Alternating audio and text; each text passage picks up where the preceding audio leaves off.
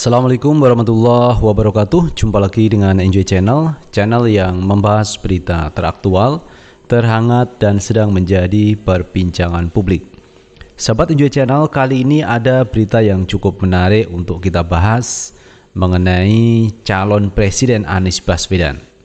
Dari berbagai lembaga survei, sebagaimana kita lihat teman-teman, nama Pak Anies ini bertengger di 3 besar calon presiden potensial yang bisa mungkin akan maju di 2024. Apalagi kemarin di Singapura Pak Anies sudah menyatakan sikapnya bahwa beliau itu siap maju di 2024 asalkan ada partai yang mengusung.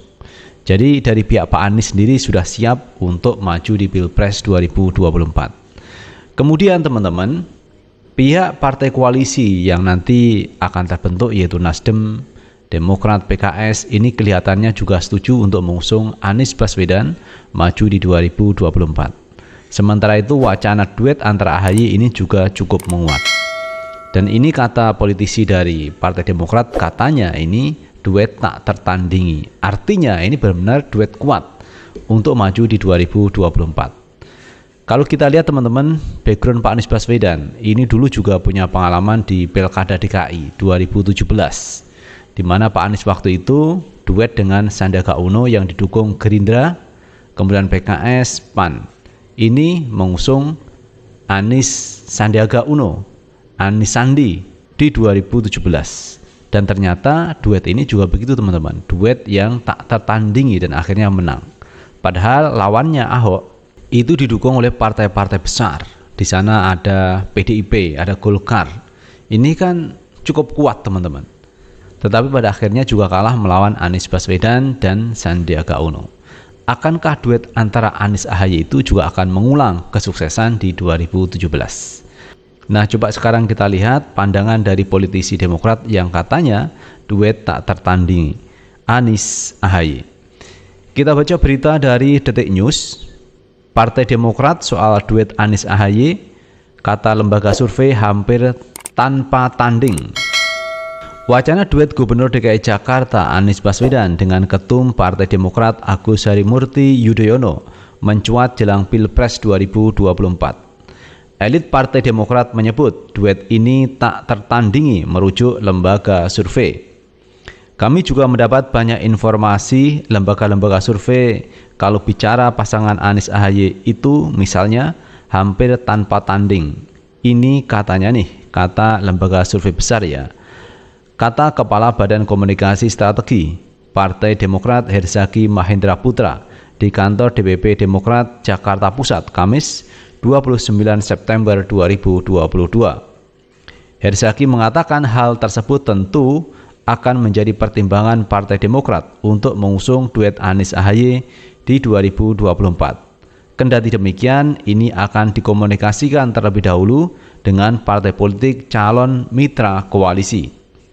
Tentu ini jadi bahan pertimbangan, tapi lagi-lagi kalau kami nanti akan diskusikan, komunikasikan dengan semua para parpol sahabat calon mitra koalisi, kata dia.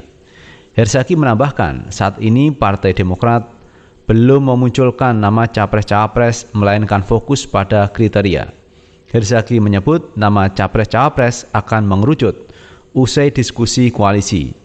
Sampai saat ini Demokrat belum punya koalisi tetap meski intent berkomunikasi dengan Nasdem dan PKS. Kalau dari kami jelas, sampai dengan saat ini kami masih terus bicara mengenai kriteria. Dari kriteria baru kami memunculkan nama. Ya, memang nama capres ada beberapa usulan yang akan segera mengerucut ini. Tetapi tentunya hasil diskusi di koalisi ini akan kami bawa kembali di forum internal Majelis Tinggi Partai. Kalau nama, katanya.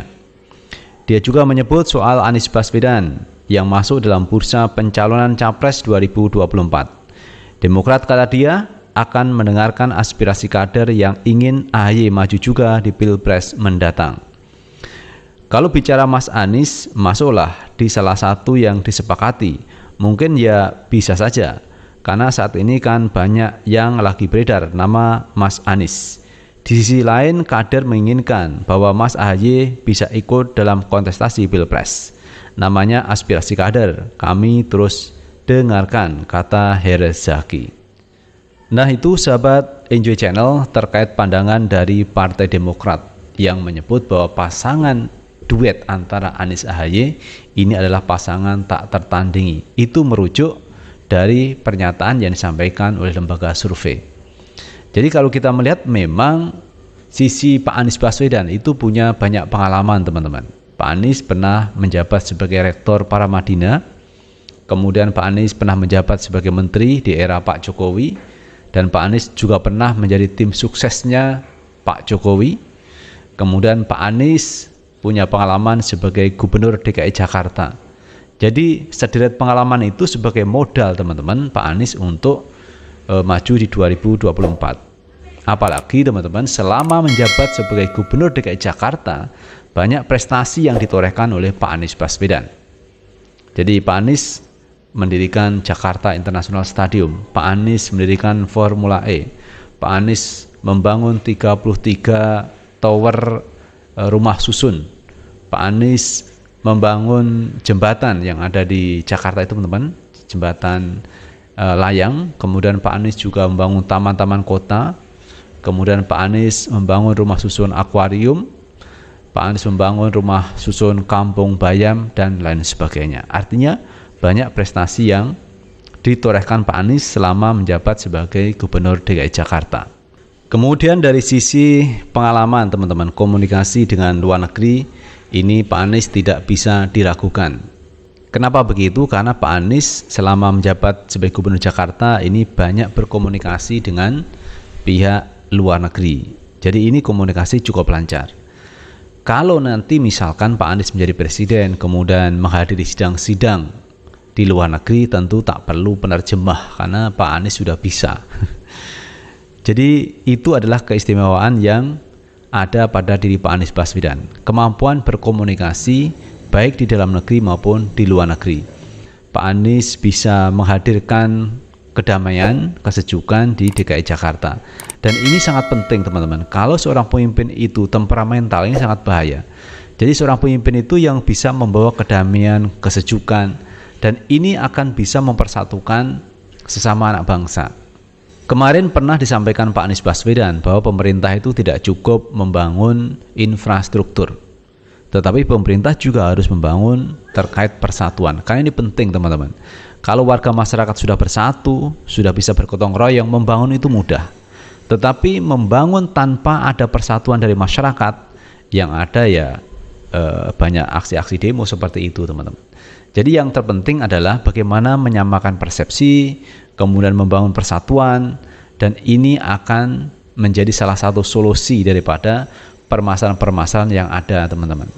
Apalagi menjelang pilpres itu biasanya saling serang, saling mengkritik itu adalah hal yang biasa. Tetapi setelah pilpres tentu harus dirajut kembali persatuan antar sesama anak bangsa. Dan itu sesuai apa yang pernah disampaikan oleh Pak Anies Baswedan bahwa membangun infrastruktur itu tidak cukup, tetapi yang lebih dari itu adalah membangun persatuan sesama anak bangsa. Nah itu sahabat Enjoy Channel yang bisa kita bahas kali ini, dan bagaimana menurut pendapat teman-teman sekalian tulis di kolom komentar, karena komentar teman-teman akan sangat bermanfaat untuk yang lain. Sukses selalu. Assalamualaikum warahmatullahi wabarakatuh.